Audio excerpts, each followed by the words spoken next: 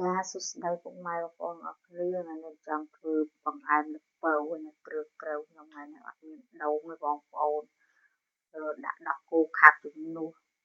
នេះសៅគោមិញណាដាំទឹកពុះយើងដាក់ណាយើងងាស់ឲ្យរីកហើយបាទយើងដាក់ល្ពៅចូលល្ពៅហ្នឹងយើងងាស់ឲ្យរឿងផុយមកល្មមហើយបន្ទាប់មកឆ្អិនយើងដាក់ស្ករសហើយក៏ដក់គោខាប់តែប៉ុណ្ណឹងគឺជាការស្រេចចាប់ថាយើងចង់ហូបបង្អែមមកជាអត់បានតែផ្អែមឡមឲ្យមានវីតាមីនតិចណាបងប្អូនមិនចាំបាច់ថាមានដូងខ្ចីឬក៏ដូងចាស់ឬក៏ដូងទុំអីណាអានេះសម្រាប់ខ្ញុំតែបងប្អូនអ្នកដទៃខ្ញុំមិនដឹងចង់ថាអីក៏ខ្ញុំអាចហូបកើតទេណាបងប្អូនដាក់ដក់គោខាប់ជំនួសដូង